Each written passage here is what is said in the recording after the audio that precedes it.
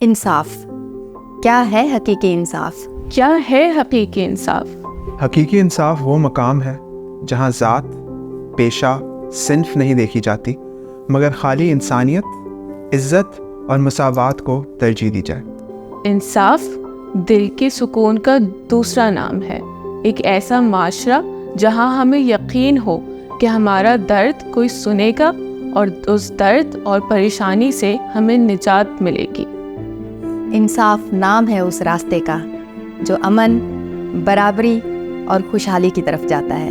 میرے خیال میں انصاف کا تقاضا یہ ہے کہ تمام ریاستی ادارے اپنے شہریوں کو انفرادی سطح پر حقوق فراہم کریں۔ میری نظر میں ہر شخص کے لیے ایک جیسا قانون ہی حقیقی انصاف ہے۔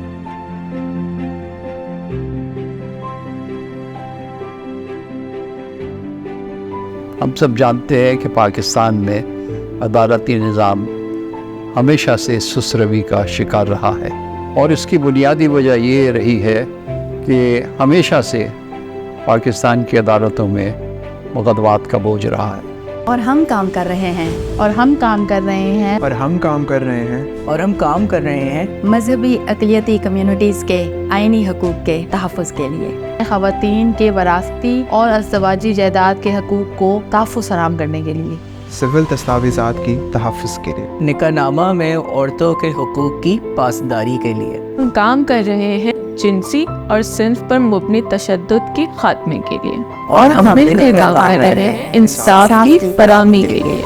ہماری سروسز صرف وکالت سے محدود نہیں ہے۔ لیگل ایڈ سوسائٹی میں ہم یہ سمجھتے ہیں کہ یہ بہت ضروری ہے کہ گراس روٹ لیول تک، کمیونٹی تحصیل لیول سے لے کر جو ایشوز ہیں گراس روٹ کے، وہ اوپر ہر گورنمنٹ کے ادارے کو، ہر کرمنل جسٹس سسٹم کو پتہ ہو، اور جو قانون یا پالیسیز گورنمنٹ لیول سے پاس ہو وہ گراس روٹ لیول تک ہر تحصیل میں یہ انفارمیشن پہنچنی ضروری ہے۔ ہم فیڈرل، پروونشل اور لوکل گورنمنٹ کے ساتھ بہت قریبی کام کرتے ہیں۔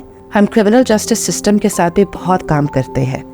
ہم پولیس سے لے کر میڈیکل لیگل ڈپارٹمنٹ، میجسٹریٹس، پروسیکیوٹرز اور جینڈر بیسڈ وائلنس اور کرمنل کورٹس اور سول کورٹس کے ساتھ ہم بہت کام کرتے ہیں۔ ہم ریسرچ بھی ان کو پرووائڈ کرتے ہیں، ہم ان کے انالیسس بھی کرتے ہیں، اور خاص طور پر ہم کیپیسٹی بلڈنگ بھی کرتے ہیں الگ الگ ایکٹرز کے۔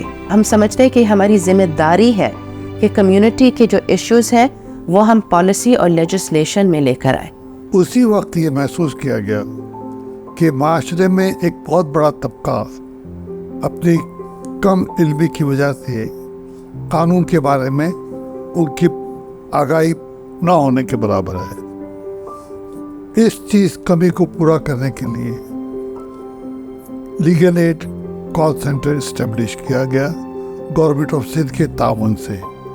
یہ ادارہ پچھلے 9 سال سے کام کر رہا ہے۔ مقصد یہی ہے کہ لوگوں کو انصاف تک آسان سے رسائی پہنچائی جائے، لوگوں کو قانون کے بارے میں آگاہی دی جائے۔